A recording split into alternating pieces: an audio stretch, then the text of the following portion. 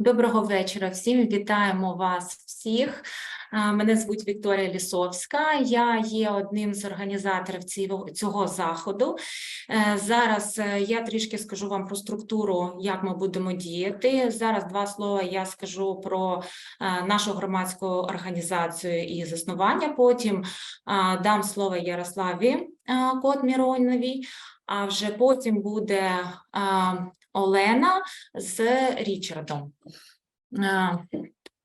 І так, сьогодні у нас дуже важлива подія, важливий захід, і ми всією командою дуже готувалися до цього, і певні хвилювання, певні технічні питання. Я та, хто спілкувався з вами через чат і робила розсилку. Тобто хтось вже знає про мене.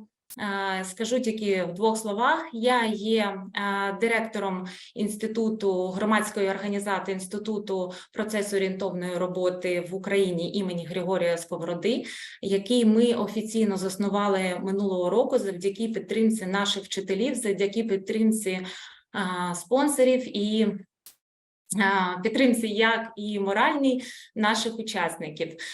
Наша громадська організація з третього дня війни займається підтримкою українського народу. Процес-орієнтовна робота – це міждисциплінарний цілісний підхід до розуміння людської поведінки. Заснований він з юнгіанського психоаналітичного напрямку та поєднує в собі принципи тілесно-орієнтованого та трансперсонального підходу в психотерапії, а також квантовій фізиці. З третього дня війни ми залучили дуже багато вчителів з різних країн світу, які є гарними травматерапевтами і мають великий досвід у роботі в гарячих точках і в моменти воєнних дій. І ці зустрічі ми проводили щодня на протязі 3 місяців. Ці підтримуючі зустрічі існують і на сьогодні, але вони вже проводяться 1-2 рази на тиждень. Завдяки цим підтримуючим зустрічам у нас народилося декілька проєктів, і один з них дуже важливий, який наразі теж триває, це регенерація. І про нього розкаже далі його ініціаторка, співзасновниця громадської організації Інституту процесу-орієнтовної терапії імені Григорія Сковороди і громадська діячка Ярослава Котміронова. Передаю, Ярославочка, тобі слово.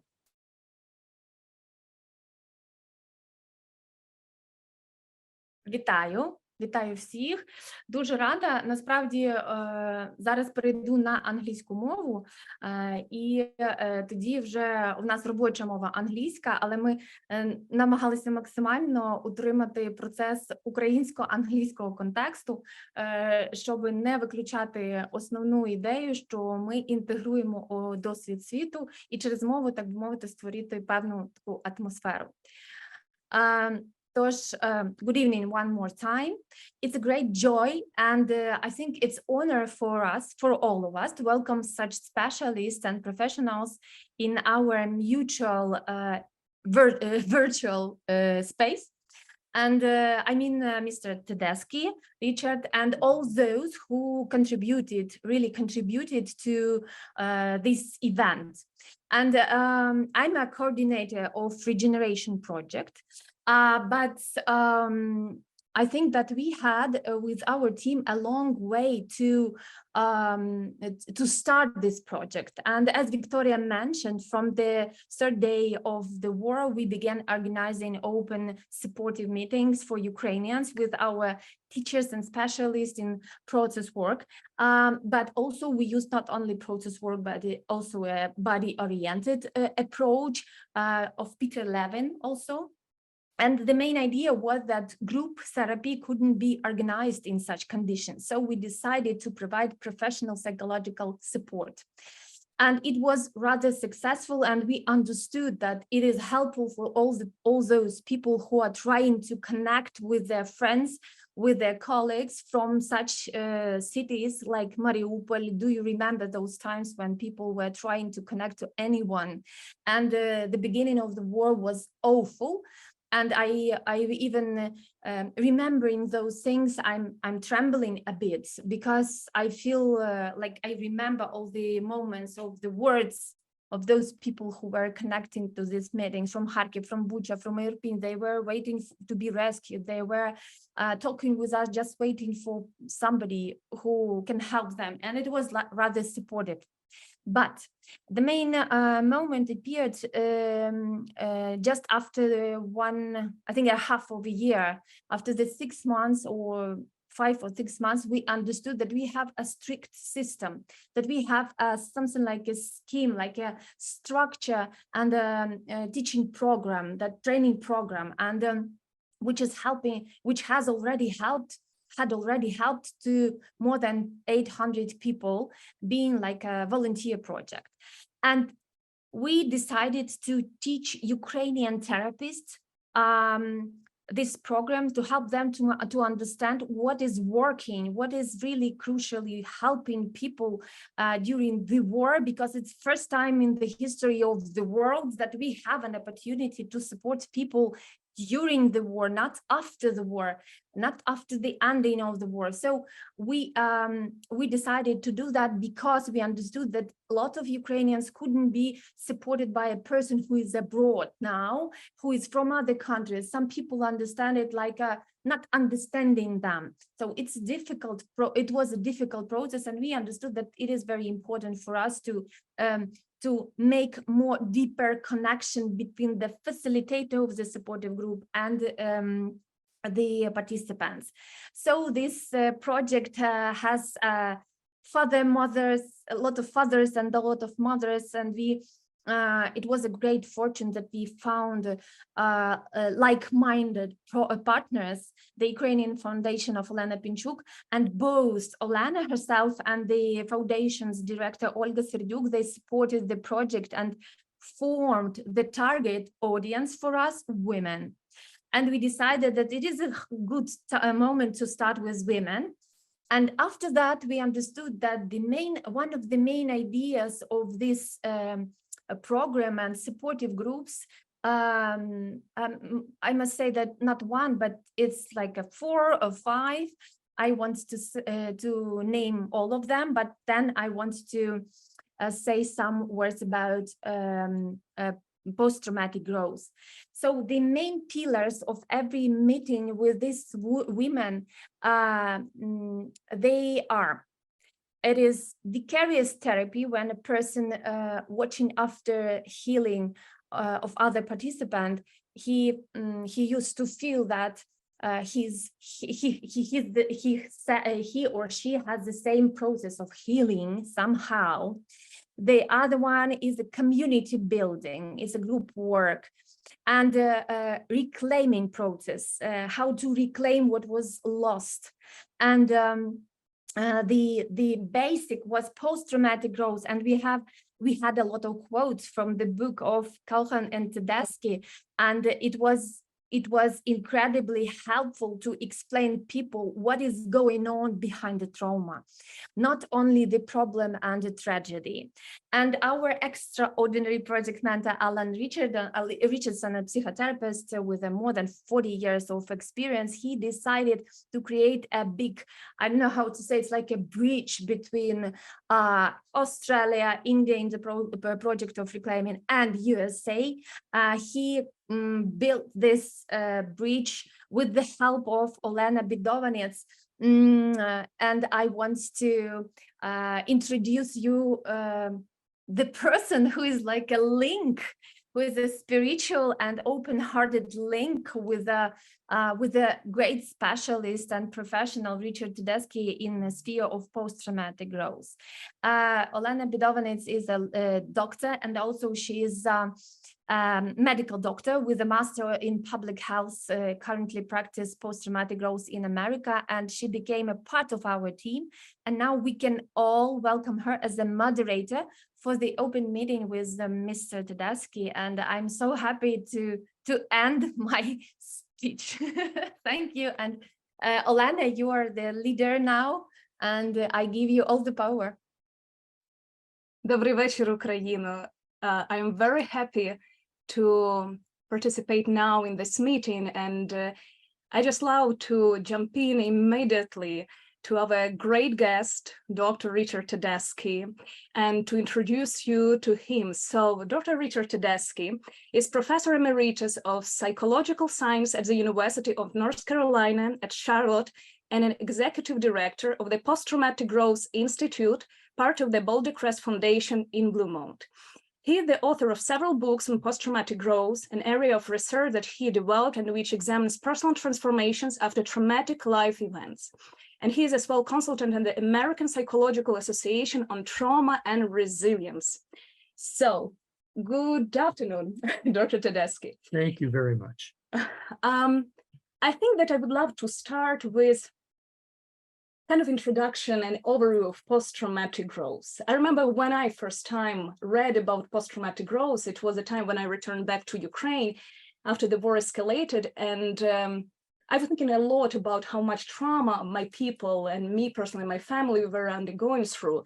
And I remember when on Facebook I found PTG, and my first thought was, oh, it's another synonym, another name of PTSD.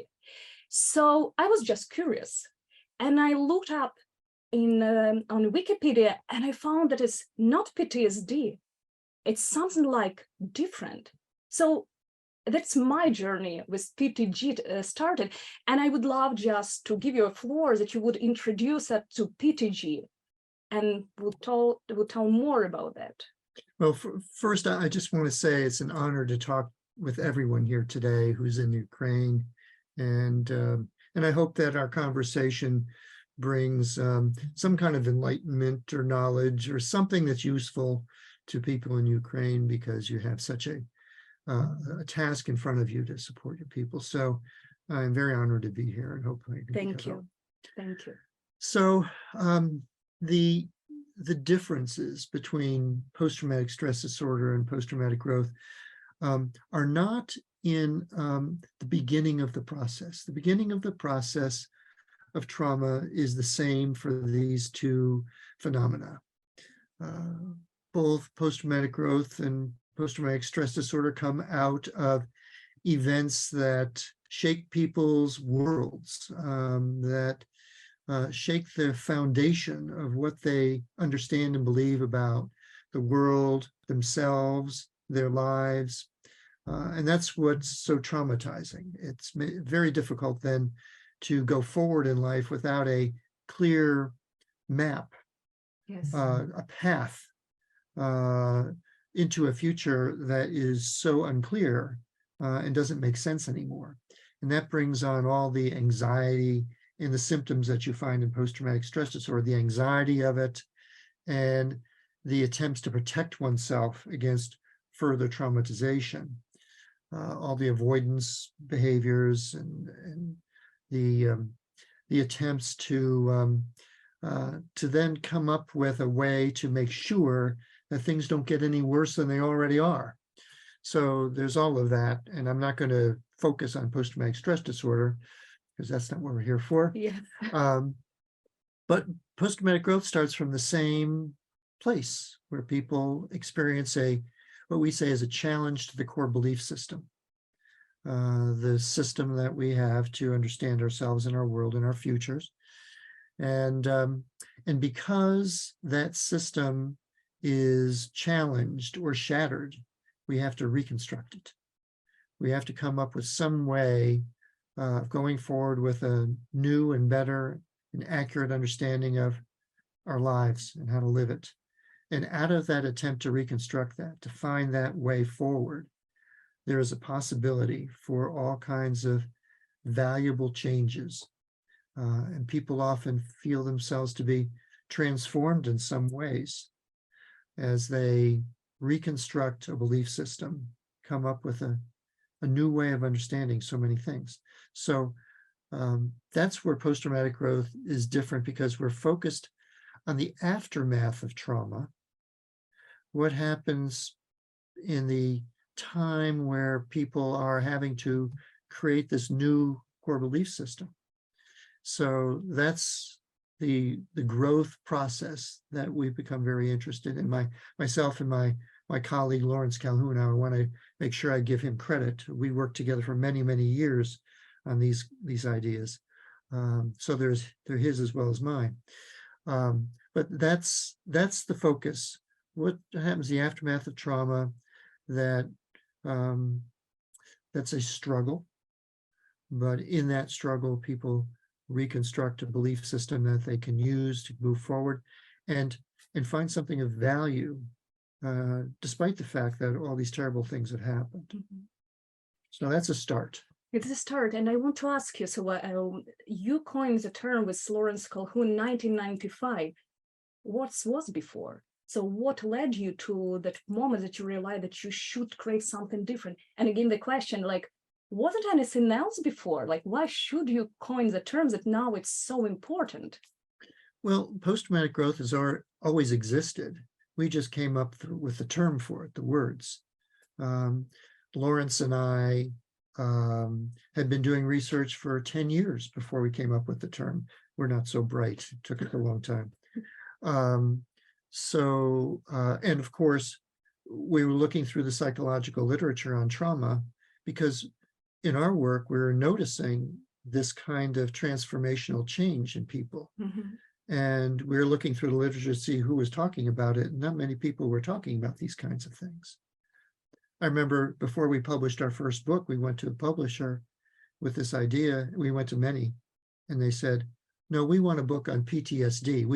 I don't know what your people are talking about, but we want to publish about PTSD. No one would, it took a long time for us to get someone to publish that first book. So we found that there were mentions in the literature, anecdotal mentions of these changes that people go through, and we found that people used certain kinds of terms for this. In fact, our term before we came up with post-traumatic growth, as we were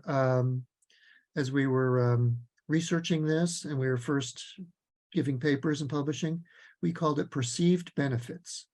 Oh, it's so interesting. Yeah, perceived benefits. And we decided we didn't like that. Why? Because it seemed to indicate that people were perceiving this, and that implies that maybe it's not real. There's just some kind of perception. So it's more about language, right? Yes. So we wanted to make sure that people understood that the people in our clinical work and our research, we believed what they were telling us about these changes. We weren't implying it was mere perception on their part. So we were searching for something else, and this is what we came up with. I want to ask you about the ecosystem you started working with, and you saw first time those PTG symptoms, because right now when we are in Boulder Crest, and we'll talk later more about that, Boulder Crest works with veterans, first responders, and actually we can say that PTG is applicable for any ecosystem. But where did you start seeing those PTG domains? And perhaps it's already something we can talk about that, this early before you coined this term. The first people we did our research with were people who had suffered physical handicaps in adulthood. So they were paralyzed, they were blinded, they had some kind of physical disability because of an illness or an accident or something. So those were the first people we talked to. And we had contacts in the rehabilitation community where we were. And we searched out people who had done a good job of rehabilitation, who did particularly well. We went to interview them and understand, how could that be? You know, how do some people manage this in this way? For example, some of the people we talked to were Paralympic athletes, that kind of thing. Yeah. So that was one group. And then the other group that I was doing a lot of clinical work with was bereaved parents. I was working with a nonprofit agency, doing support groups for bereaved parents weekly. And I did that for 25 years. So those bereaved parents, meeting with them every week, taught me a lot, because despite the loss of their children, they didn't give up, they didn't die. They weren't just victims of PTSD. They were remarkable people who found a way to go forward in life. And so they also taught me a lot.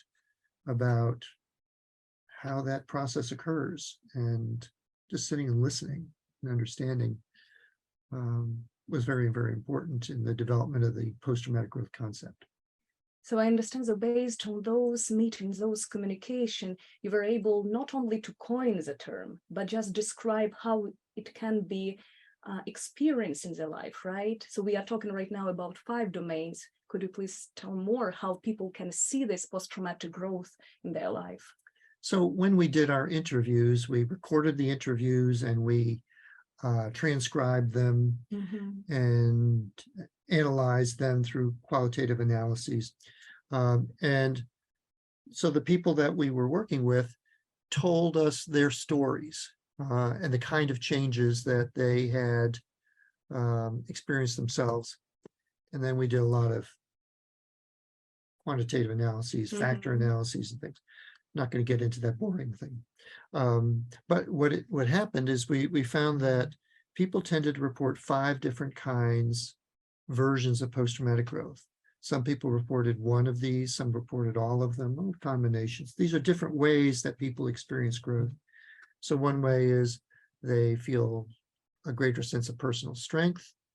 They feel like if they handled whatever they've gone through here, they can handle anything.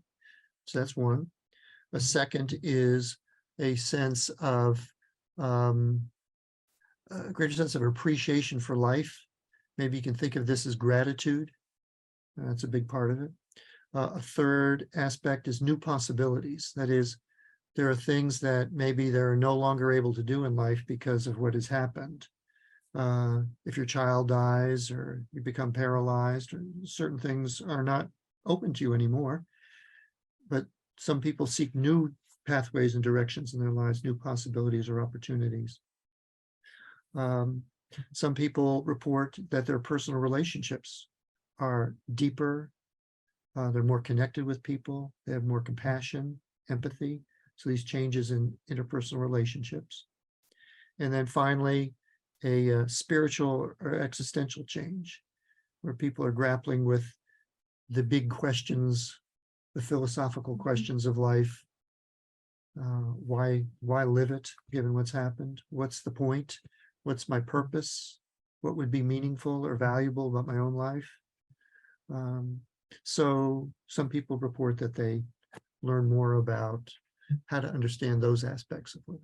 So may I just clarify, it means that sometimes people can experience changes in all 5 domains, but sometimes it can be just 1 or 2, right? So Correct. It shouldn't be all 5 just to talk about post-traumatic growth. That means there's so many different individual versions of post-traumatic growth. So many different ways that people live that out and express it. Yes. So I want to now to bring into the table one question that table was repetitive very much among all questions that our participants of our lecture, they posed to us. So it's something, may we talk that post-traumatic growth is opposite to PTSD? It means that if the person developed PTSD, person cannot develop PTG, or may they be simultaneously? You know, it's easy and inaccurate to think of post-traumatic growth as the opposite of PTSD. Because again, as I mentioned, they both come from the same original experiences. And in fact, many people still have symptoms of PTSD even when they're reporting PTG. So they are not mutually exclusive. They're not necessarily separate. And the research on post-traumatic growth shows that generally, the more distress and difficulty people have been through, the more growth they report. So to a point. So it's kind of a curvilinear relationship where people with, I guess we could say, moderate levels of traumatic distress and symptoms of PTSD show most growth. But that's a very general group report. There are people who have, extremely intense levels of PTSD who still come through this with post-traumatic growth. So it's a mixture of things. Okay, it's a mixture of things. But the thing about post-traumatic growth is, and we find this at Boulder Crest, the work we do at Boulder Crest, even though our programs are focused on post-traumatic growth, when we measure symptoms of PTSD in the aftermath of these programs, in relatively short order, the symptoms of PTSD are way down. Because post-traumatic growth gives people a different perspective on living life, where they're not as anxious, they're not as depressed, and they're focused on the future and doing something of value. And that means that a lot of the symptoms of PTSD are no longer at the forefront, and their symptoms then may be kind of in the background, still noticeable in some way, but they're not as difficult to deal with. And some people even say, you know, if these symptoms I still have to deal with in order to live my life in this new and better way, that's fine. Then I'll pay that price. Yeah. I'll deal with these symptoms, because the rest of this is much more important and meaningful.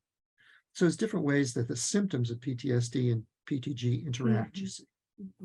So now we are coming to next our questions about Boulder Crest Foundation, and you, our participants, you can see that we are sitting Yes, there's our, yes. yeah, in the audience of Boulder Crest Foundation, and it's called Home of PTG. So it's a very unique organization who is implementing all PTG approaches in their programs. And Rich, as I mentioned already before, introducing him, is executive director in the Posttraumatic Growth Institute in the Boulder Crest Foundation in Virginia. So can you tell us more about Boulder Crest and its mission, and what are they doing here? Why it's called Home for PTG? Well, back in maybe 2014, I think that's right. I met with Ken Falk, who is the founder of this foundation, Boulder Crest Foundation, and he had started it to try to help veterans, because he had been seeing veterans who were in the hospital, mostly those who had been in the Iraq and Afghanistan war as explosive ordnance disposal technicians, and who had often suffered grievous injuries, traumatic brain injuries, amputations, and the like. And he wanted to do more for them than visit with them and have them come to his house for a visit. And so he created this, he had some property where we are here now in the foothills of the mountains of Virginia. He donated this property to the foundation, raised some money, built this place, and was trying to figure out a program, a way of helping. Through some various strange connections. You know, we were talking earlier, OLENA and I were talking earlier about how it's amazing in life how you end up connected with people that you never thought you'd meet and whatnot. So that happened with me and Ken. I came out here one time. I was up here doing what Alan actually is doing right now. He's up at the American Psychological Association convention, and that's where I was. And so I took a ride down here to meet with Ken and introduced him to this idea of post-traumatic growth. And he basically said, can you help us develop a program based on this? Because this sounds like our philosophy. This is the way we want to interact with our veterans, the respect we have for them, the possibilities we still see in them, even though they've gone through terrible things. And I was proud to be able to help develop that. So that's kind of where it started. Yeah. So I want to ask you, so what are the main interventions that are used in Boulder Crest Foundation? What are the main principles? I remember when we had our first conversation, and I was very surprised because we were talking about peer-to-peer and this approach to listening from PhD psychotherapist, person who is still having clients and telling about something peer-to-peer, I didn't think that something was weird, but I thought, wow, what is a great vision. And so I thought, how should it work? So what is behind that? Right. So I would be very grateful if you could tell more about that. Well, I don't really do anything here. I don't see any of our veterans or first responders. I don't help them in any way. I'm just behind the scenes thinking. Okay, so the programs are delivered by peers, as you say, OLENA. So we have two major programs. One is the Warrior Path program. That was our original program for veterans. And it's a 7-day program at our facilities. And we have a number of different ones around the country now. A 7-day program where they meet in small groups, usually 6 to 8, male groups separate from female groups. And they learn a lot about post-traumatic growth and the processes that facilitate it, which we'll talk about. And then after that, they have continued contact with us for another 3 months. We have an app, a phone app that they can use to learn more and to be connected with us and each other. And then after that, they have more opportunities to continue to be connected and learn things. So that's our Warrior Path program. Then more recently, we've started a program called Struggle Well, which is developed for first responders. That is law enforcement officers, firefighters, emergency medical technicians. And these are people that are usually still on the job. And this is a program where people don't come to our Boulder Crest campuses, but we go to them and introduce through our programs the post-traumatic growth concept and how to manage the traumas that they have experienced in their lives and then will continue to experience in their work, their everyday work. So we do that. And the whole idea of the Struggle Well program is not just helping these individual first responders, but we want buy-in, commitment from the institutions that they're working for their police department, for their fire department, so that everybody in that department goes through the program. So we're changing the culture of these programs, of these departments rather, through our programming. And by changing culture, and so everybody understands a different way of going through trauma and then helping each other go through trauma, we are hopefully, in a way, inoculating the whole department, the whole group, from suffering so much from future traumas. And this is where the peer-to-peer comes in. Our Struggle Well programs, we bring them to people, but then we help train those people in those places so they can continue the work. In our Warrior Path program, no mental health professionals deliver those programs, not me or anyone else. We tried that at the beginning. We had some social workers and whatnot. It didn't really work all that well. Why? They didn't understand the military culture very well. There was a disconnect. So the peer-to-peer works better because the veterans help the veterans. They've all been through it. They know, they understand each other, and they trust each other, and they speak the same language. So peer-to-peer works very, very well. There's a trust and connection is the central part of these programs. And we maximize that with the peer-to-peer approach, that trust, that connection, which allows people to do the challenging work that produces post-traumatic growth, because it's not easy work. It's emotionally draining, and it can be intimidating or embarrassing or frightening for people to disclose about their experiences to other people, when, especially in these communities, the veterans community and the first responder community, these people have been used to hiding their sufferings and trying to go it alone.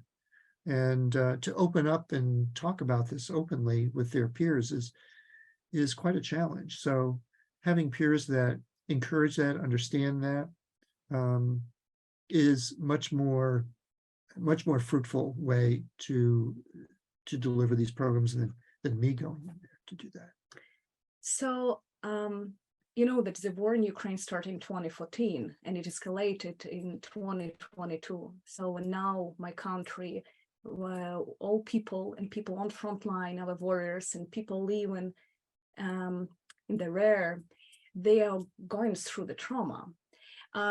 So this concept of peer-to-peer support, I remember we were talking about that earlier. How do you think, how can it be applicable and what is the potential that can be used in Ukraine? Well, I think it's another reason it's important, it has great potential, is because even though I know there are many mental health people in this audience here, and I'm sure they do great work, they realize as well as I do that there's too much work to do. There's just not enough of us to handle all the trauma and suffering that's going on. I'm sure that's the case in Ukraine. So you'd be overwhelmed by, as a mental health professional, trying to accommodate all the needs in this country. So one of the practical reasons for this is because you can't develop enough mental health services to reach everyone with like individual psychotherapy. And I'm not saying individual psychotherapy is wrong or bad. I do it every day, okay? And it's useful. But if we look at it in terms of the whole context of what you have going on in Ukraine and what we have in the United States, our own traumas, you have to have a larger contingent of people to serve. And so that's one reason, practical reason of numbers, scale. Second thing, again, as I mentioned, peers understand the traumatic events because of their own experience. And that is that's an advance at the very beginning of this whole process of post-traumatic growth. It's an advance into the trust and the connection that comes from that shared experience, where people say, oh, you get it, you understand, you've been through something like that too, so you know, don't you? Yeah. So that helps this process along in a very crucial, important way. You know, we have found, for example, if you look at research on the best versions of psychotherapy delivered to veterans, there are huge dropout rates. A lot of people won't seek them out in the first place. And very often in the middle of these therapies, people don't continue, they drop out. It's a major problem. Our programs, people don't drop out of our programs. Why do they drop out? What are the main reasons? Because they feel like they're not understood, they're not listened to, they're asked to do things that are uncomfortable with people that they don't fully trust. The therapists show that they don't understand their culture, what they've been through. There's all kinds of disconnections. Disconnection, yeah. Yeah. I was thinking just as I have some reflection on that it's really great responsibility on everyone in some ecosystem. Understand that it's not the role of some specialists, and not the question about the degree you have, but again, how much you are able to be compassionate and to listen to another one and say, just like, I'm next to you, even without degree, right? So I think it's really great opportunity for everyone to participate in this process of healing. Right. And the words that we've given to this is expert companionship. It's more important to offer people companionship that's really deep and trustworthy than to offer them techniques that you find in therapy. If you look at the psychotherapy research, what's most healing is the relationship. Okay. And that's something, if the relationship is the most important healing component, we can bring that to people without having to have great education and training in psychology. So we've got something here that's that supports the whole idea of a peer-to-peer approach, and that's what we find to be the case. And so, for example, in our Warrior Path program, the peers, we call them path guides. It's a Warrior Path program, which stands for Progressive and Alternative Training for Healing Heroes. Okay. So we pay attention to language very closely. Yes. So notice that we call it training. It's not therapy, it's Mhm. training, because people in the veteran and first responder communities, training is something very acceptable. Yes. Well, of course, we need training. We need training to do our jobs. So we're training people to live well. Okay. So it's training. And we're offering it with these guides. Okay. They're not therapists. All right. They're guides, because a guide is someone who is your companion along with you on a journey, who can kind of point the way, but they're going with you. Yes. They're going with you. So that's why we use this kind of language. It's important. That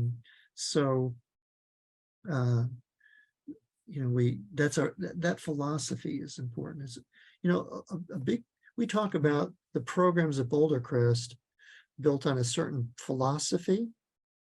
It's built on the people that are involved in the Boulder Crest Foundation, and it's built on the program. It's also built on the place where we deliver it. Call this, in English, it's the 4 Ps: people, place, philosophy, and program. Those are the 4 healing factors. So as you've seen, OLENA, the places we bring people for Warrior Path are beautiful places in rural settings that show the respect we have for the people coming to the programs. So we have that. You've experienced the people at Boulder Crest. We've talked about this, that you Yes. meet some remarkable people who are part of our team. So we make sure we have the right kind of people. True. And then there's the program, and we have it all mapped out and laid out and all that. We have the program. And then the philosophy is based on post-traumatic growth.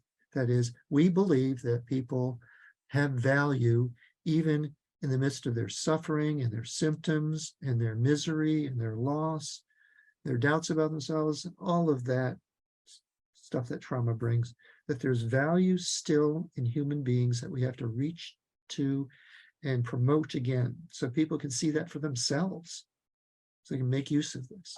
So that's the growth-oriented philosophy. So I want to ask you, if I understand correctly, if we talk about Warrior Path and Struggle Well, Warrior Path, I would say it's more reactive approach. We already have people that are seeking for help.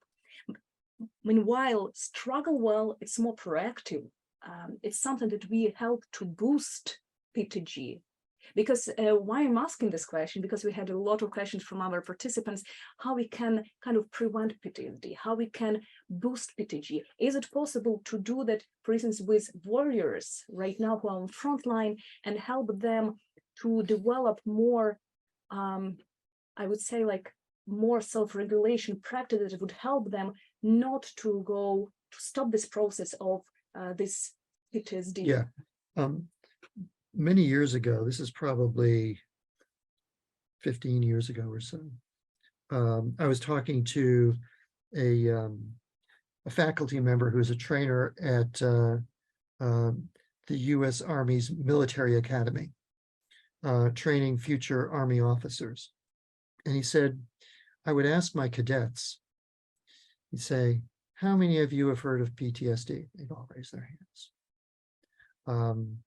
How many of you think that when you go and serve, you're going to end up with PTSD? He said probably 80% of them raised their hands, believing they would end up with PTSD.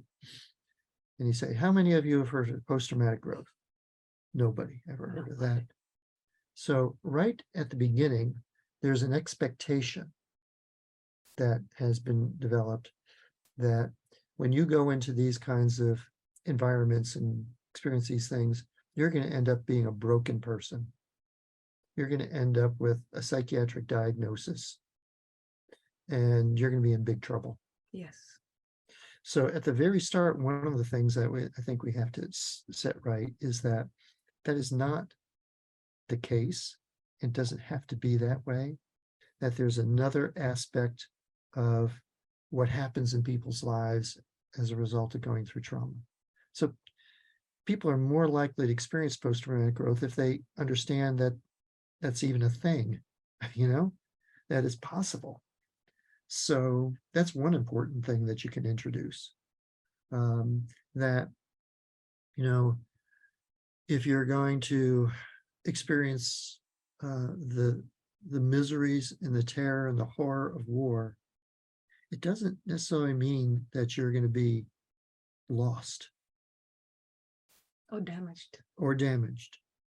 or at least that, of course, you're going to react to it. Mhm. This is the whole idea of resilience that's a problem. Because when you teach people about resilience, you're telling them that these things shouldn't affect you. You should be so strong that there should be no effect on you. You should be able to just tough it out and live through it, which isn't true either. So resilience versus diagnosis of a psychiatric disorder, those are the two unfortunate extremes. Both of these things are poor expectations. So instead, what we're saying is, it's going to be hard. There's going to be ways that you suffer, but it's not going to be meaningless suffering. And it doesn't mean that your life is sacrificed by this, even if you physically survive it. There's still more to you than that. So we're not telling people you should be resilient. That is, you should bounce back from this easily, not have it affect you. You should be so tough and strong that no problem. That's unrealistic. And when people start to have problems, then they start to worry, what's wrong with me? I'm not resilient, So that's one thing. And then the other is, we don't tell them, oh, all that you have left to you is, a life of post-traumatic stress disorder and all the misery of that. So we've got to say, actually, you probably will have some tough times. You will struggle. There's struggle in all of this. Let's not fool ourselves. But there's also another possibility for you along with that. So when people hear about post-traumatic growth, it's important that they understand that we're not saying, oh, this is an easy thing. That we're being just optimistic or something, or just convincing people that they should have no problems. That's not it at all. This is a struggle. That's what we call it, struggle well. Yeah.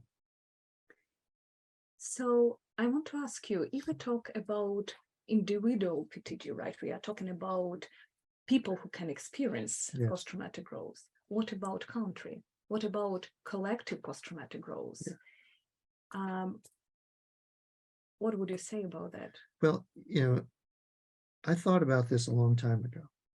I wrote an article back in 1999 about this. And there's another person who did some writing about this named Sandra Bloom. And so if you look at groups of people, sometimes as a group, you see changes and new possibilities and changes in how they relate to one another, and a strength of the group, and a different kind of understanding of the existential issues involved in what's happened. You see a greater appreciation for life going forward, even in groups. So back when I was first writing about this, I just tried to give some examples. So, for example, let's look at what happened at the end of World War II. What happened to Japan? Japan changed from this militaristic, imperialistic society to something very much the opposite. A demographic society that embraced pacifism more than militarism.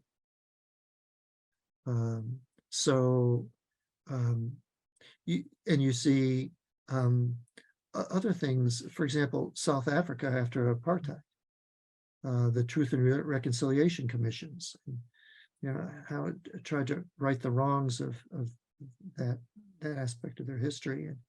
And so you can see that even at the level of societies, that societies can change. It's possible. It depends on the people in the society and their leaders and what they do. But it's possible to have that kind of change. But you can see it in smaller groups too. You can see it in communities, in families, in organizations, businesses, that go through some suffering and difficulty and have to change themselves in order to move forward in some way that's meaningful and successful for them.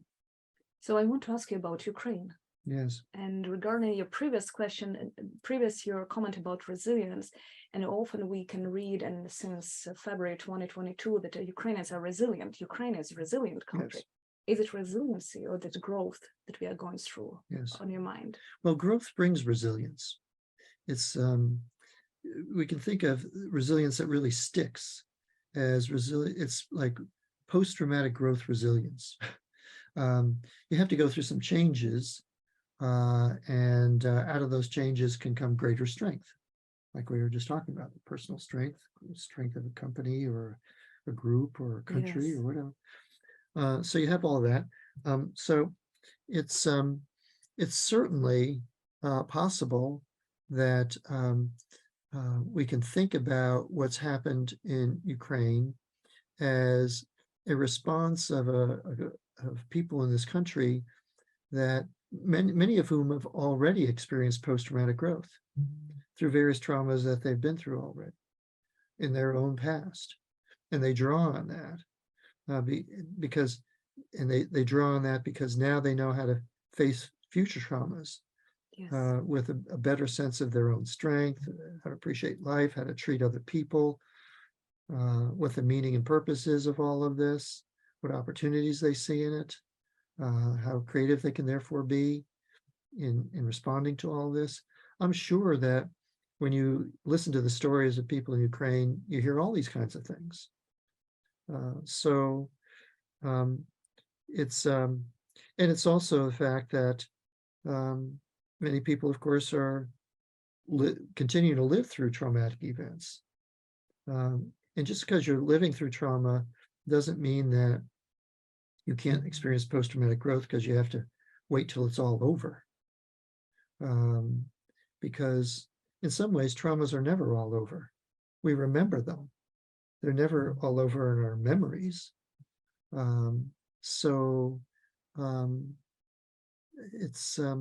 It is remarkable, though, when you start to listen to people's stories and how they're doing things, that even when they're going through something terrible, people are capable of seeing some purpose and meaning in it, and continuing to go forward, continuing with their way of relating that values other people, and still have gratitude for things. All those things still happen, even when traumas are all around them. So you mentioned the word over, when the war will be over. It was, again, a lot of questions that we received. It was something, can we talk about post-traumatic growth during the traumatizing events, during re-traumatizing events? And again, I think perhaps it brings us to the question about whether it's outcome or the process. It's both. It's both. Post-traumatic growth is both an outcome and a process. So it's really kind of a, I don't know, it doesn't really make sense to separate them out. Oh, yeah. Because post-traumatic growth is a way of living, not an achievement. Mm-hmm. So people learn better how to live in a way that's meaningful and purposeful and valuable. That continues every day. That's something you have to return to every day. It's not like, oh, I figured this out. I don't have to think about that anymore. You continue to reflect on this and learn. It's a continuing process. So we do see these in terms of outcomes, that is, changes in people. But it's changes that continue to show up in how they live and how they, how they carry on their lives and orient themselves towards their futures. So I want to ask you, given the mass distress of a nation, is there a need for a new therapy, for a new paradigm of therapy? Well, again, as I mentioned earlier, I don't think that therapy is going to solve the problems. That's why we don't really do therapy here. We have to scale up things. I don't think we can. Boulder Crest is not about hiring hundreds and hundreds of therapists to see trauma survivors. It's just never going to work that way. The scale is too large. So what we want to do is change our way of thinking about trauma and what it does to people, and allow people to see possibilities that they haven't seen before. So we're trying to change mental health in a way where people can approach trauma not as a sentence to being damaged and broken for the rest of their lives, and get that kind of perspective change to start with. And then with that, you can enlist many different kinds of people to promote that. When people start to understand that, and many different people can be expert companions. So expert companions can be teachers, they can be physicians, they can be community organizers, they can be neighbors, family members. Anybody can learn how to approach people who are going through trauma in a certain kind of spirit, listening to them, learning from them, and respecting them. And that goes a long way to healing the wounds. So I think that in Ukraine, what is going to be needed is that sort of approach to the trauma of this war, where people are helping each other, that it's everyone's peer-to-peer on this. Now, mental health people can play an important role in leading this and helping the understanding, teaching this, training this. That's kind of my role at Boulder Crest. I'm a teacher, I'm a trainer, I help people understand this. I do things like this talk so that people can learn. And then we use ourselves as mental health providers in these ways to develop this peer cadre, and that starts to change. That starts to change neighborhoods, communities, eventually the nation. How you look at this whole experience, and that's not neglecting how horrible it is. But in the aftermath of all of that, that can't be the only thing.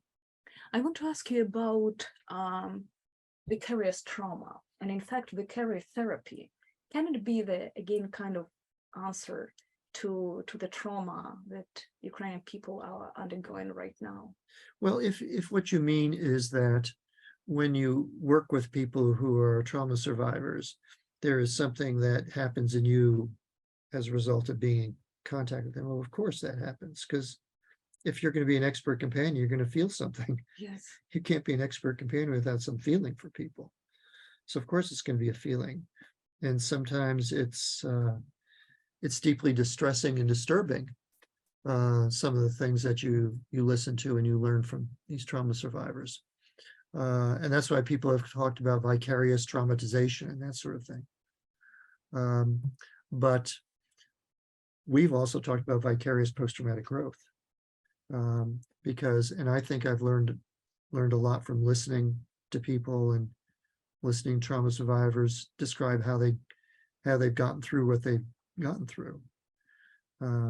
So there's that, and all the peer-to-peer stuff. I'm sure if you talk to our guides and ask them about helping other people, they will all say, well, yeah, I'm helping other people, but I've been helped a lot. Every time I do this work, I'm helped a lot. I learn more. I get better myself. So that's their vicarious experience, if you want to call it that, of post-traumatic growth. I want to ask you about Ukraine.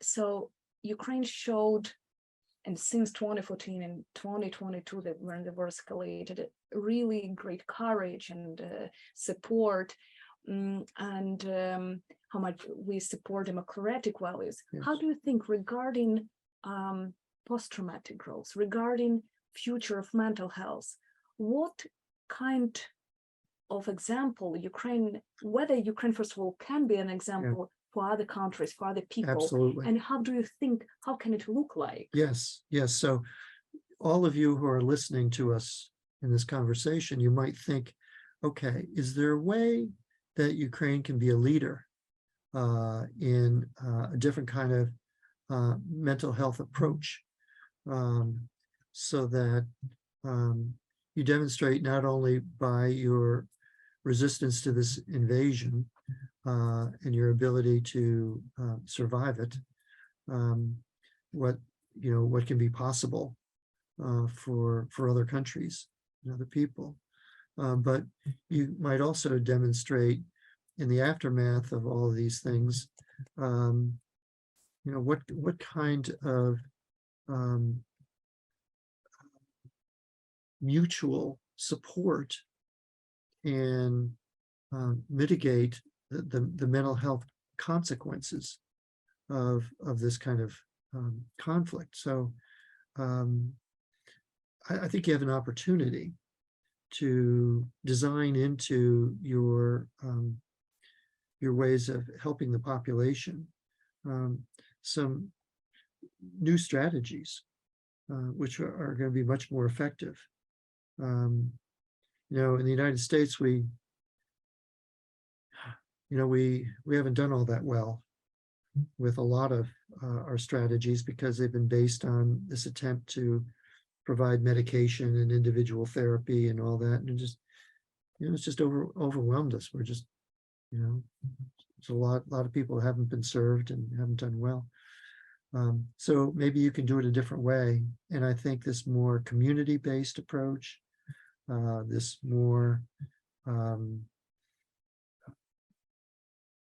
approach based on mutual help and spreading the responsibility for mental health across all of us is going to make a big difference. So, you can start teaching school children how to take care of each other, and how to recognize, when their peers are struggling, what to do about this. You can teach teachers how to be that for the students in their classes. You can teach the people in the community, every family and everybody in the community, given whoever they're in contact with and whatever they do, to recognize when support is needed, and introduce the concept that when support is needed, it doesn't mean that there's an inevitable decline in this person's life and they're in big trouble and it's going to be a psychiatric disorder and all that. Not necessarily. They introduce the idea of post-traumatic growth too, so that people have a more hopeful approach to all of this. Now, I am not denying that there are psychiatric disorders. There certainly are. And there are people who need mental health at a higher level for those very serious kinds of disorders. But for the vast majority of people, what can be healing and helpful is something that we can deliver on a peer-to-peer basis. So I want to ask you, it's based already on the question that we received in our chat from our participants. So there was a question, may our veterans join a program here? So if we talk about ecosystem, here in the US, but if we talk about the importance of the same ecosystem, of the same peers, how do you think, what can be more beneficial? Create something specific and very Ukraine-oriented and culture-oriented approach, or just to use some model that's... Well, I think, first of all, human beings are human beings. We're all the same under the skin in a lot of ways. So a lot of what we're exploring and doing and trying out here can translate to what's necessary in Ukraine. However, it is a different culture. And the experiences that are going on in Ukraine are something that Americans may not understand very well. So just sending people over here is not going to do it. And also the problem with that is you want people to adopt their own version of this kind of philosophy and apply it themselves and develop their way of doing things, your way in Ukraine, which will optimize the impact because it'll respect the Ukrainian culture, Ukrainian experience. And so that's going to be much more effective, I think, to make it culturally competent, culturally based, and to develop the peers for Ukraine, to continue to spread that kind of approach. So certainly people can come here, and I'm sure that if we put some Ukrainian veterans in our groups of American veterans, there'd be a lot of commonality and they'd understand each other because we're all alike in some ways, of course, and the ways we react to trauma and all. But I think that there's even more that could work with the Ukrainian-based approach, taking what we already have tried and starting there, working with that. You don't have to start from scratch. We're doing things that are working well. So you take that and you start to modify it, adapt it, and use it in a way that works under the circumstances you have in Ukraine. So perhaps this conversation is one of the steps towards Boulder Crest in Ukraine, right? Yes, a Ukrainian version of that. Ukrainian version. Yes, that's right. So, and you know, like I said earlier, our Boulder Crest Path programs, Warrior Path programs, we have separate programs for men and women. Okay. Now why do we have that? Because men and women's experience is somewhat different. That's true. And to really be understood, it's useful to have a path guide who's a woman, if you're a woman. You know? It is.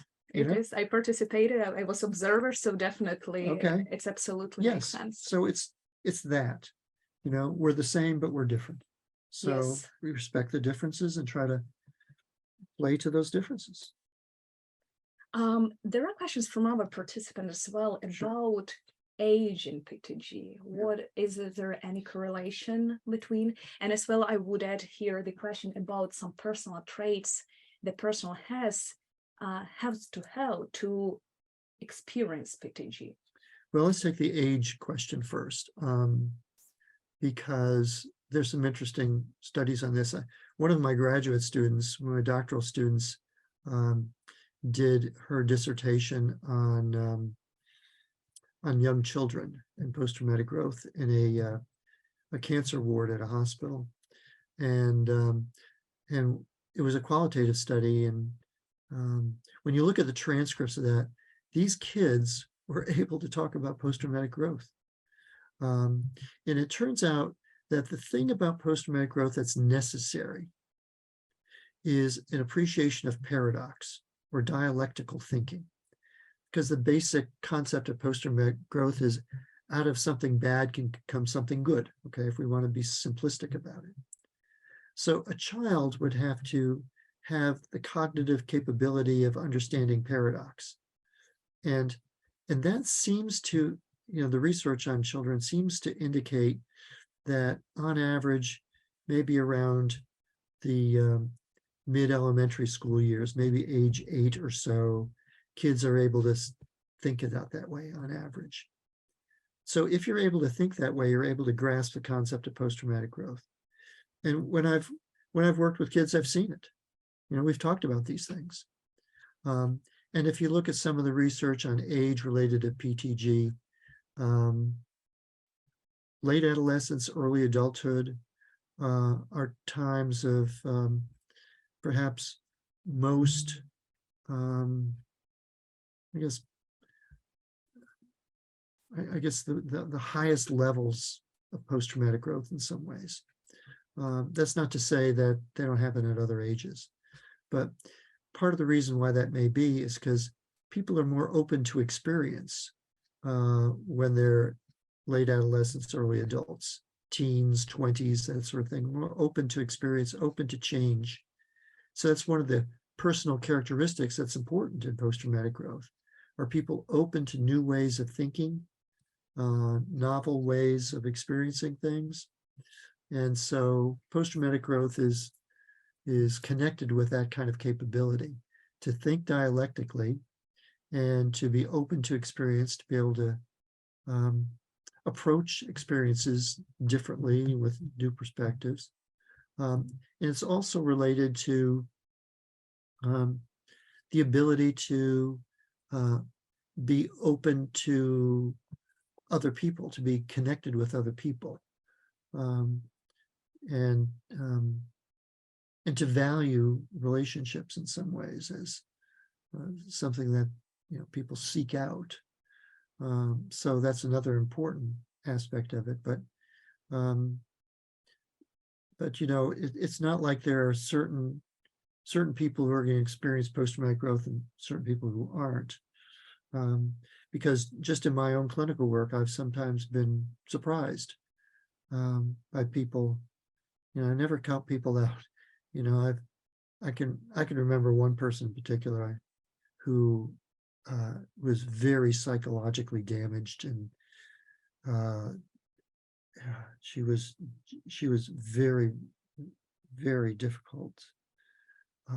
But it turned out in the end that she had experiences that changed her life, and she experienced this post-traumatic growth, and she overcame all of that. It was amazing. You wouldn't think that at the beginning. I was doubtful at the beginning, but she did. A lot of people who might look like they're really going to succumb to the struggle do not. If you stick with them, you're the right kind of expert companion. It's surprising.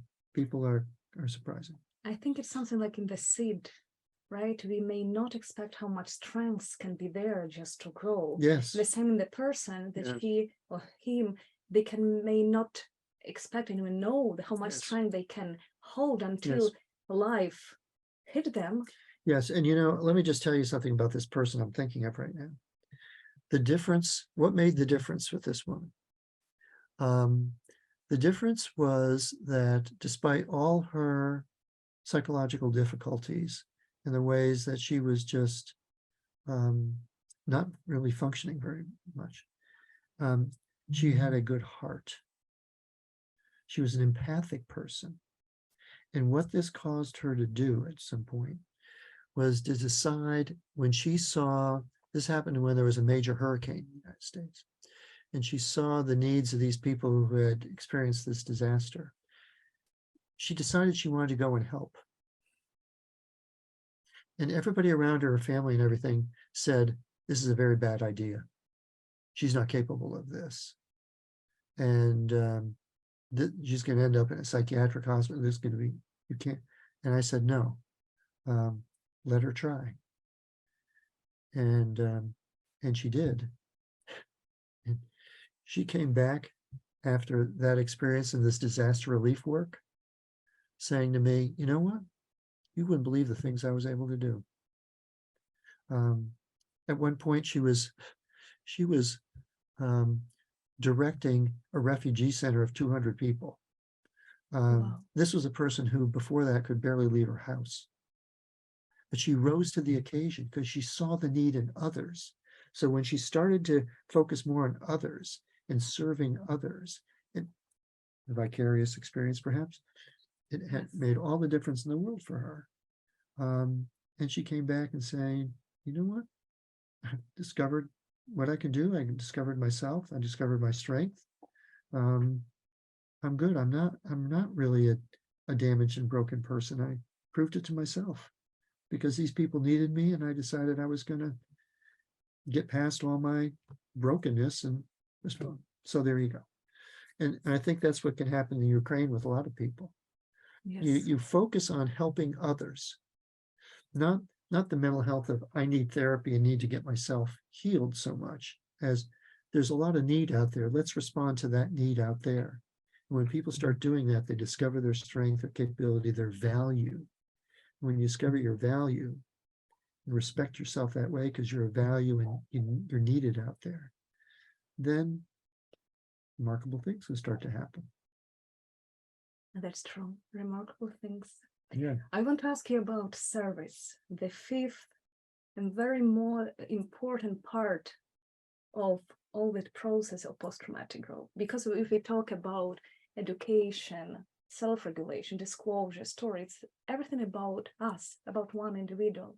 But service is something like, I'm not stopping on myself and I'm going to give back or give forward, right? Yes.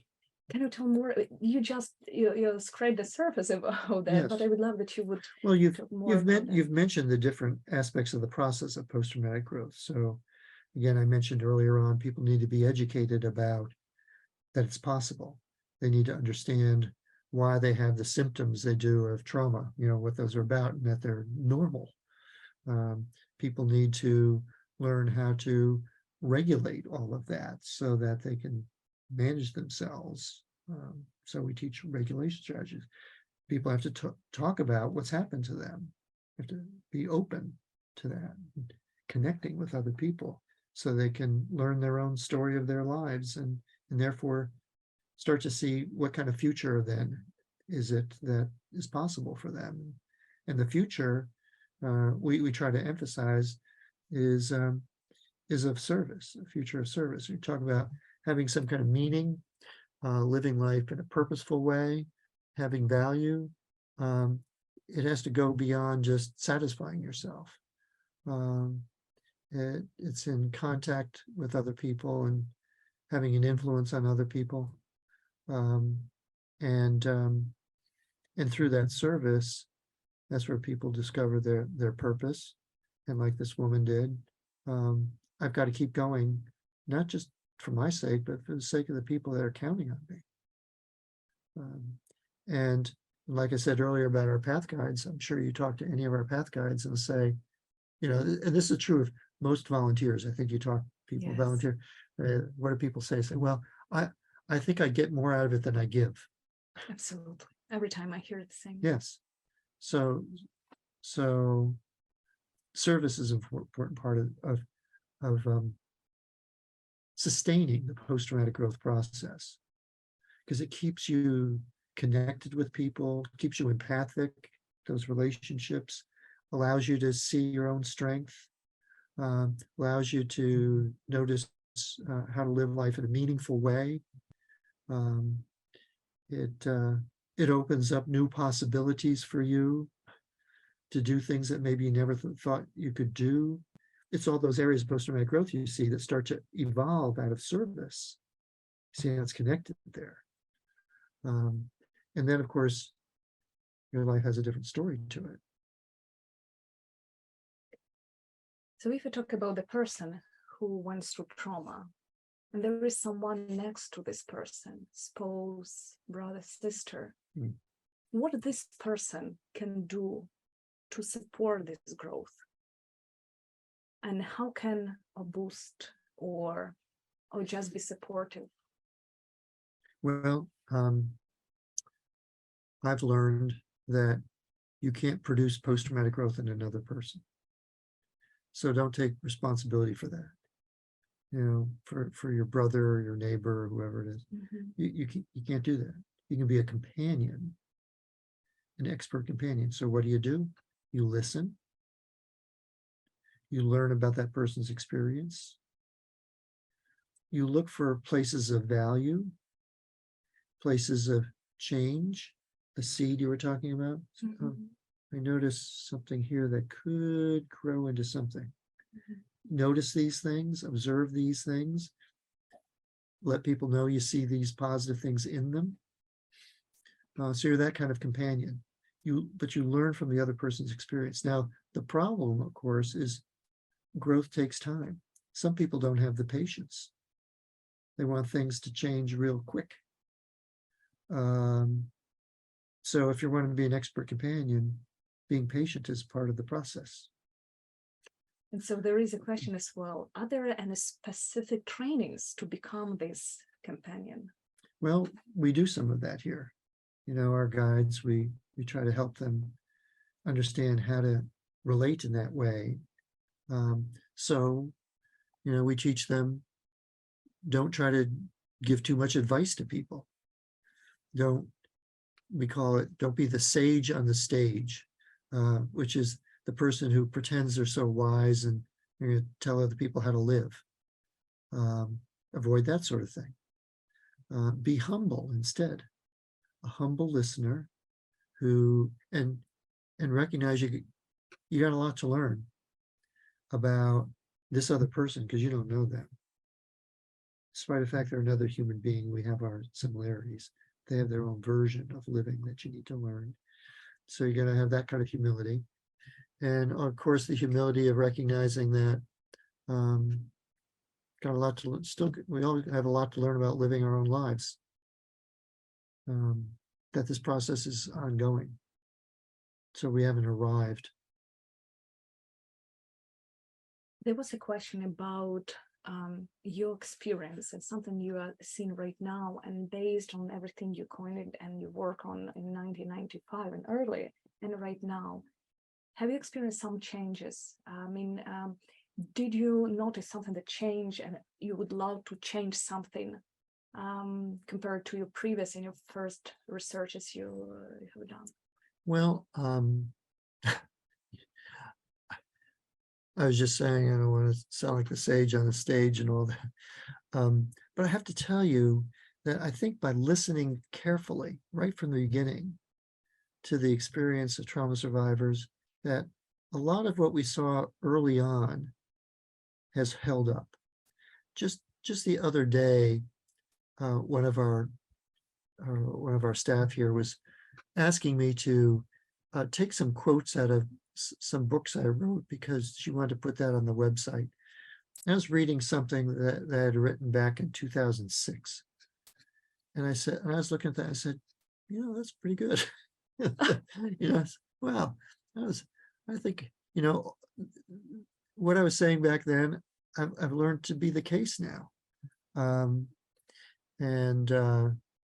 However, we have changed our kind of models of post-traumatic growth on several occasions throughout the years. We've published different things that, you know, our model that we published in 1995 is different from what we have now in a lot of ways. Wasn't wrong, but we've added to it or modified it in some ways. So I don't think we've been wrong about anything, because all we've been doing is telling about other people's experiences. You know, it's like, this isn't my thing. This is just what people have told us. It's what we've observed. So it isn't something I created. Post-traumatic growth has been around as long as there have been human beings going through trauma. But people haven't really described the process very well or given a particular kind of name. And so I just did that part. But so there's that. And then I think Boulder Crest has given me the opportunity to figure out some ways to facilitate it, to put flesh on the bones of this, to use these concepts and say, okay, how can we now put it into practice? So all these people here have taken these concepts and this philosophy and these variables and all of that and figured out ways to enact them. So I give them all the credit in the world for figuring a lot of that out. So that's been all a lot of the new stuff. Like when at the beginning, I hadn't thought about how to use horses to teach people something about post-traumatic growth.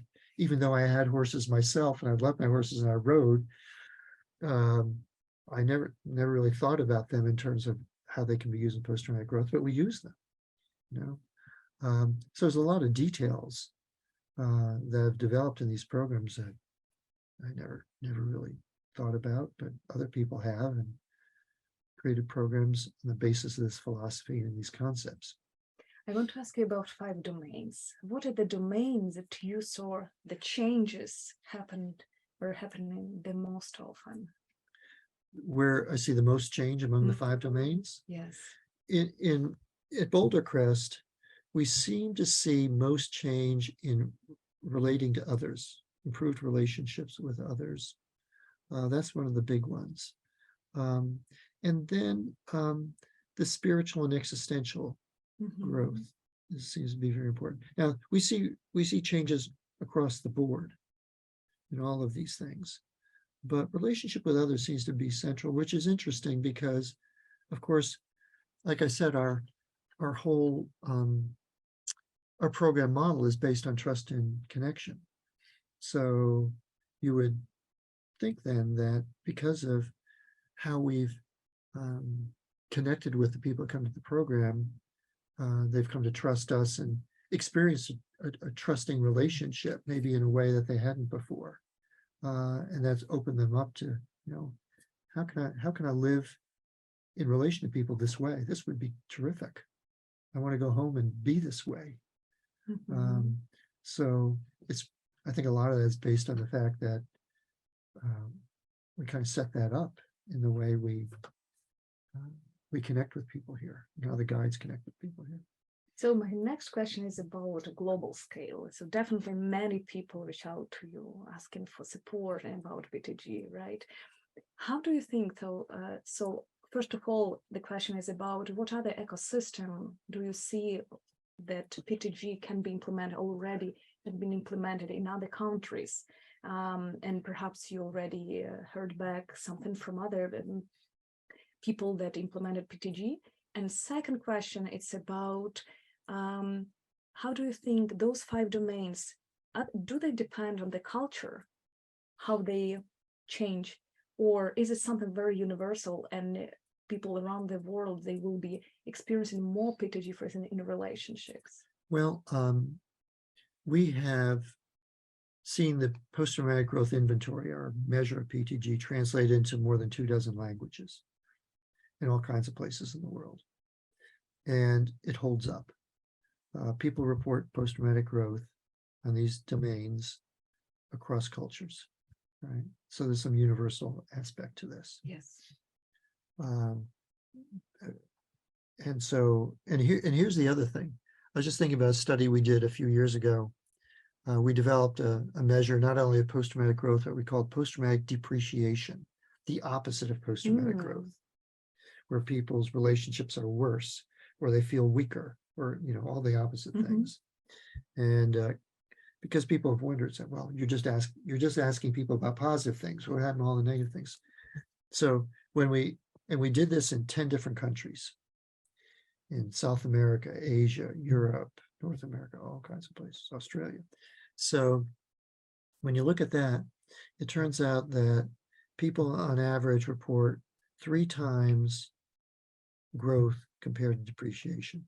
So they do report depreciation, but 3 times as much growth as depreciation. Growth is much more commonplace, okay? So that's one thing. And then, of course, we looked across cultures, and there were a lot of similarities, more similarities than not, in how people responded to the post-traumatic growth inventory. Now, there are some differences. So, for example, in Japan, when we looked at the Japanese sample, people are much less likely to report personal strength. And my colleague who's Japanese told me that her take on that is that in Japan, it is not as culturally acceptable to claim credit for oneself. It's more of a collective culture. So you don't say that you're wonderful, that you're strong. Or Americans overdo that a little bit. And so you don't see people responding to that as much as something maybe more like relating to others, okay, or appreciation of life. So there are cultural differences in how people think about living well and what that means in different cultures.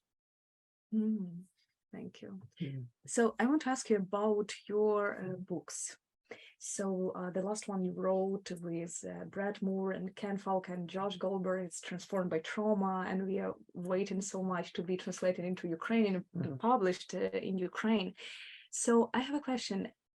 So this book is based on stories of veterans. That's why it's a very valuable book, because again, it's people who experience trauma, I would say. It's veterans and sometimes family members of veterans.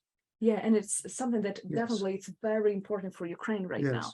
I have a question. Have you thought about writing another book? So if yes, what other ecosystem would you use that you would love to write about? Well, we are in the process of developing a book similar to that for first responders, because of course that's another group that we serve. So the interviews would be with first responders instead of veterans and their families. So we're doing that. But I've thought that there are at least two other groups, at least here in the United States, that have suffered a lot. Those are medical personnel. Oh, yeah. And the other is school teachers. And that's coming out of the pandemic. Here in the United States, the schools were terribly disrupted by the pandemic, and teachers had to resort to video to teach, they had to respond to demands that they've never had to respond to before. And there's also a lot of conflict in the United States right now about what teachers should be allowed to teach. There's some elements in the country that want to restrict what teachers can do, and so there's a lot of pressure on teachers, and they're not very well paid. I mean, there's a lot of things that are tough. So I've talked to a lot of teachers, and I think they're struggling. And then medical personnel, I talked to, especially during the pandemic, a lot of doctors and nurses were treated very poorly. A lot of people didn't believe their expertise, and they were angry when they couldn't save family members from COVID, because we didn't understand it and have the ways to respond. And so they were under terrible pressure. I talked to doctors who were on COVID units who told me, I remember one doctor said, I know that when someone comes onto my unit, they're going to die. Everybody dies in my unit. It's just, demoralizing. And then have family members angry with them because they couldn't save their family member. So that's another group. There's a lot of pressures in our country on medical staff and teachers. So those are two places, but there's tons of others. We could look at the Native American community and the poverty in those communities and those reservations, and how they're struggling with substance abuse problems, and how their culture has been dismantled. That's another. So I mean, there's just a lot of places, and almost any place you can find groups of people who are experiencing trauma. So no shortage of that. So if you're looking for ecosystems where there's not trauma, let me know where you find them. So you mentioned Native Americans, and it comes to the topic about intergenerational trauma that is very relevant to Ukrainian experience, and even talking about Soviet Union time and deportations, and Holodomor, this great famine that Ukrainian people went through. And we still have this impact. I remember I was talking and reading about some epigenetics traits of PTG as well, and about the opportunity to break the circle. based on PTG. Can you elaborate a little more about that intergeneration trauma and PTG? Yes. So, of course, as a physician, you know more about epigenetics than I do. But of course, traumatic events start to change how we operate physically and how certain genes are expressed. So there's that level of the intergenerational impact of trauma. And then, of course, another level is you hear the stories of your elders and what they went through. So those are cautionary tales for us about what can happen. It can also breed a certain kind of perspective, sometimes resentment about how people have been mistreated in the past and traumas that they've been through. And I'm sure in Ukraine, you're going to have to face that in terms of how people are feeling about Russians. So there's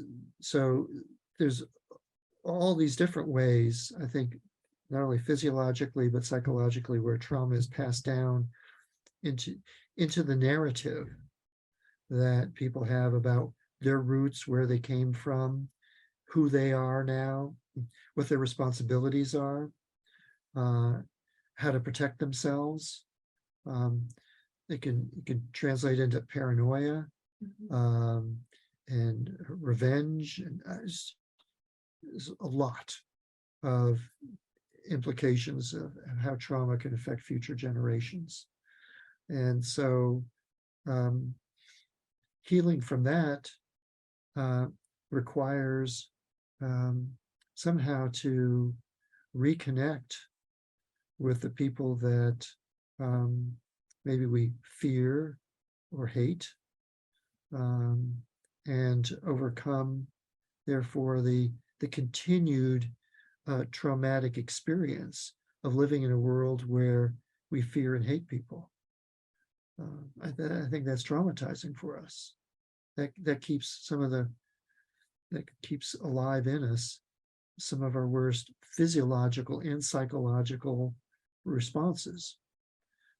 So I think that's where we eventually are going to have to go to get past the experience of trauma passed down from one generation to another. Who's going to break the chain? Who's going to change this up? It's no easy thing when you've been raised on the stories and you've been taught things about the terrors of the past. It's very difficult to get past that. Yeah, and especially when it's the war, and Absolutely. Yes. It's really very hard to do something during the process rather than fight back. Yes, and, yes. For your freedom, right? And Right. so yeah, perhaps there are some processes that can take place after. Yes. And Yes. That's one of the after things. the after. That's one of Definitely the not after now, things. because That's now right. we You can just- reflect a lot on that. This is just survival now. Yes. Yes. So, but you have to hold open the possibility that after it could somewhere be different. I remember my father was was in the Marine Corps in World War II in the Pacific, fighting the Japanese, and I remember, when Japanese cars started coming to the United States, none of that. I couldn't imagine buying a Japanese car. So, these are things that take time, take a lot of time. These struggles for the individual and collectively are not simple matter. They are not. No. They are not. So there was one more question. There are more questions, definitely, but something just to generalize. And there was a question about, should a person suffer from PTSD to develop PTG? We were talking a little bit about that, but should it be already diagnosed? No, it's not necessary to develop symptoms of PTSD in order to experience PTG. So it's not the symptoms of PTSD that are crucial to this at all, or the foundation for it. It's the challenge to the core belief system.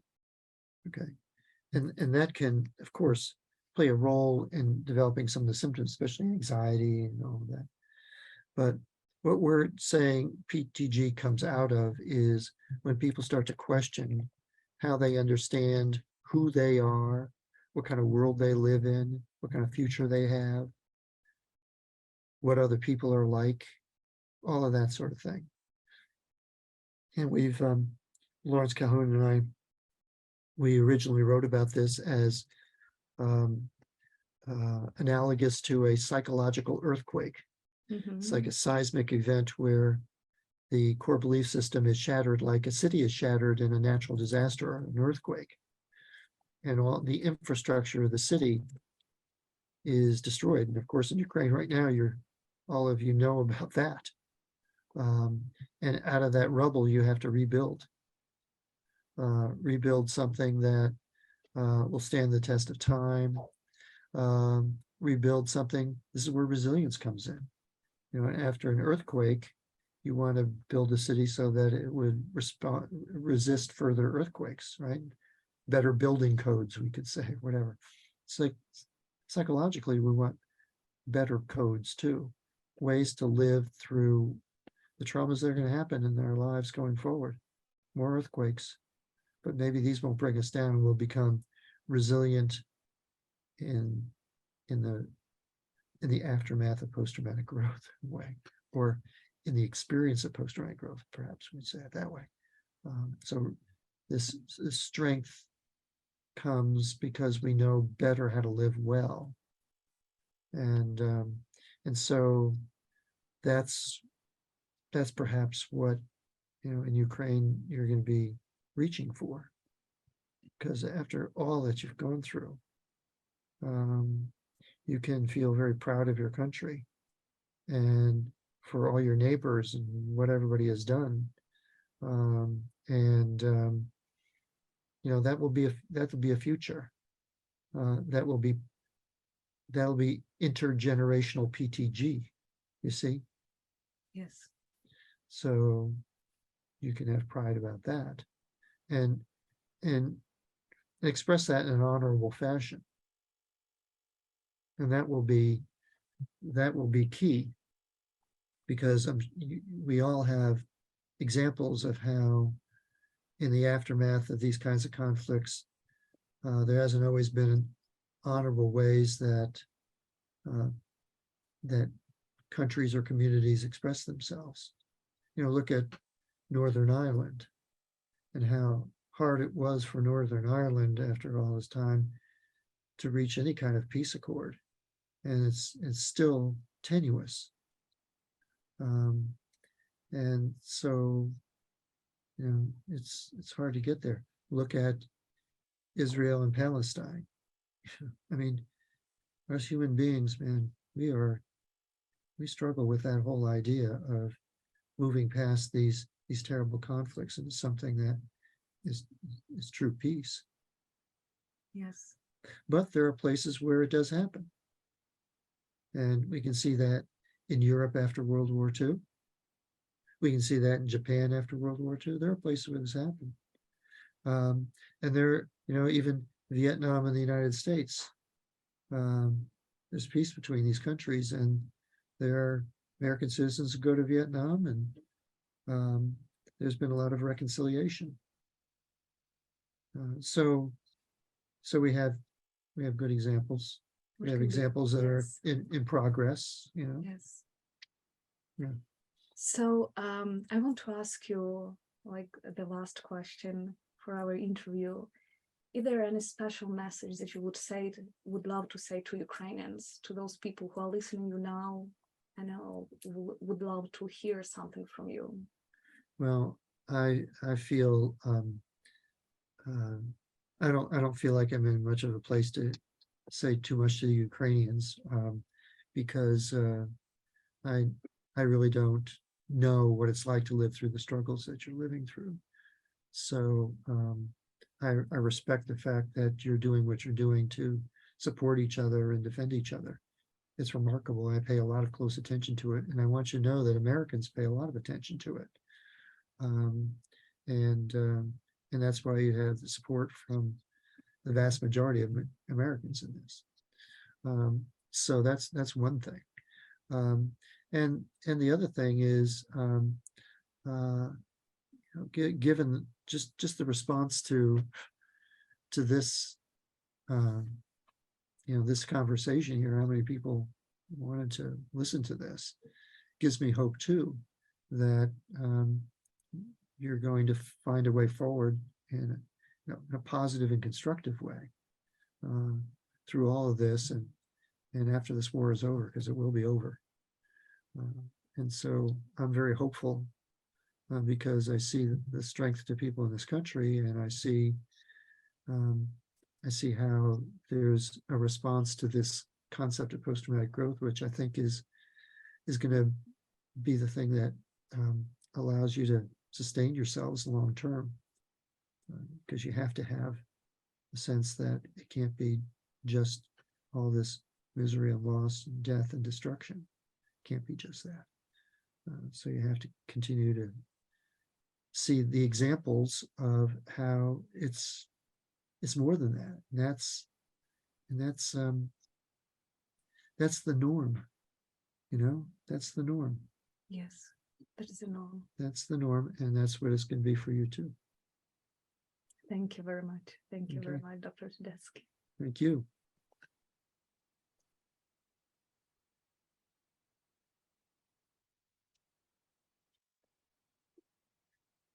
Dr. Tedeschi, how are you? Hello, one more time. I was just thinking, listening to you, hoping that we will have more time. Oh, 1 minute. I need to switch off the translation. Sorry. 1 minute.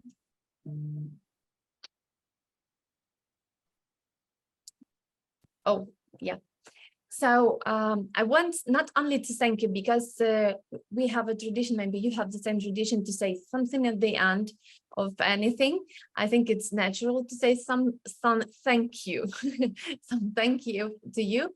But I wanted to say that I felt when I was listening to you, I felt that now we are a big experiment.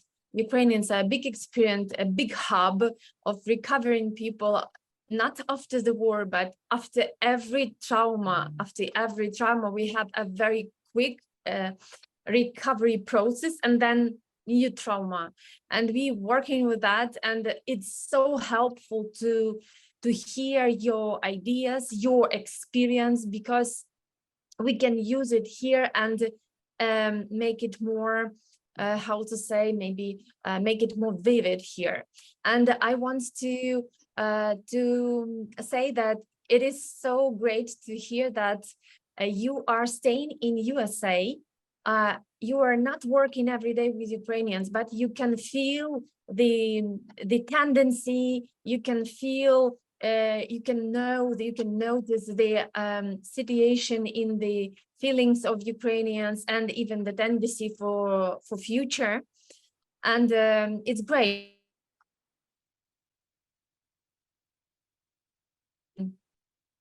I hope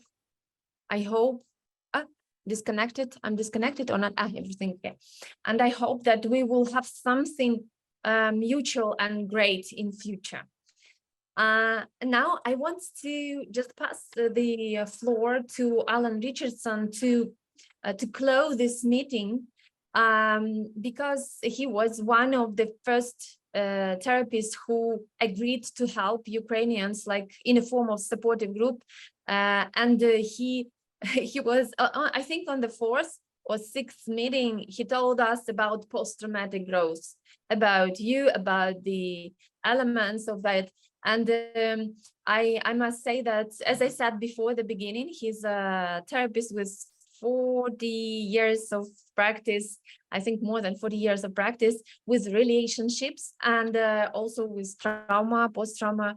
And I think it was very important for us to have somebody abroad, but who has an opportunity to talk to Ukrainians every week on Saturdays, as I remember. So Alan, please take the floor, and you are the person who has an opportunity to close our meeting. Thank you. Thank you. Dr. Tedeschi, thank you for saying yes. I really appreciate it. I love that you waited and hoped, and I'm glad that things worked out so well that we could actually have OLENA as yourself coming on board.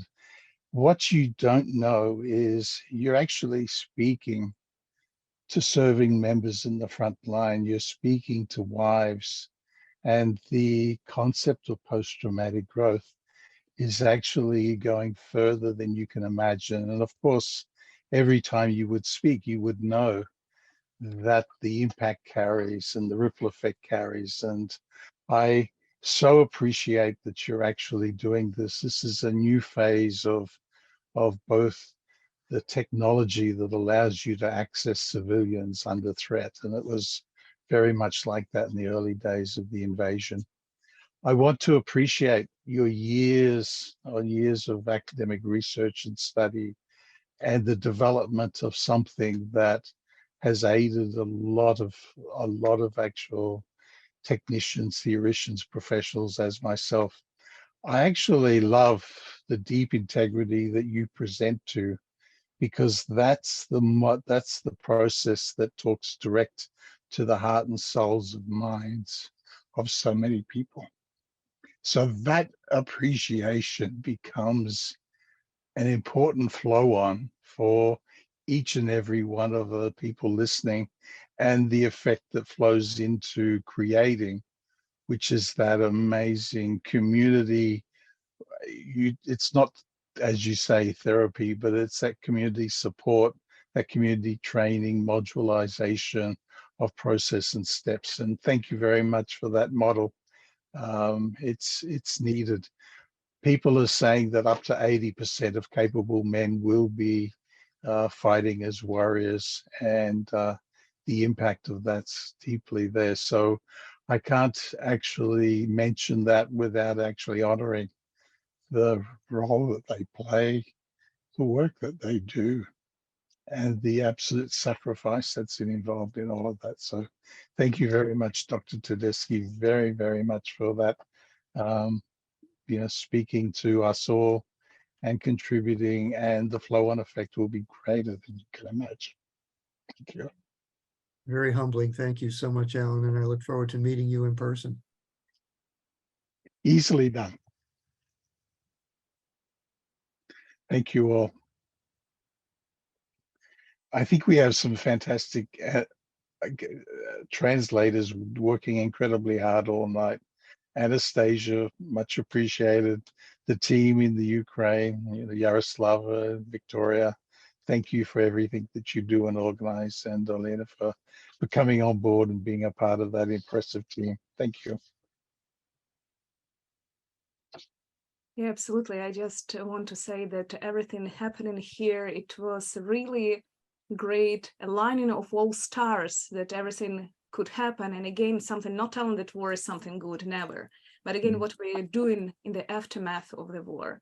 And I'm very grateful to everyone, and starting from Dr. Tedeschi, who responded one day to my email when I emailed just asking about refugees and PTG, and to Lech Hukovsky, who mentioned name of Dr. Tedeschi, Lawrence Calhoun, and to Vitaly Klimchuk, who wrote a monography on PTG in Ukraine, and where I could find more information about PTG, and George Goldberg, who agreed to host me here in Boulder Crest, and to Alan and all other people. And I think that is we are not waiting when the war will be over. We are already creating this PTG, and we are approaching our victory, just to start rebuilding our country. And I'm very grateful, and I'm very, very deeply grateful that definitely those universal principles of support, kindness, of believing in democratic values,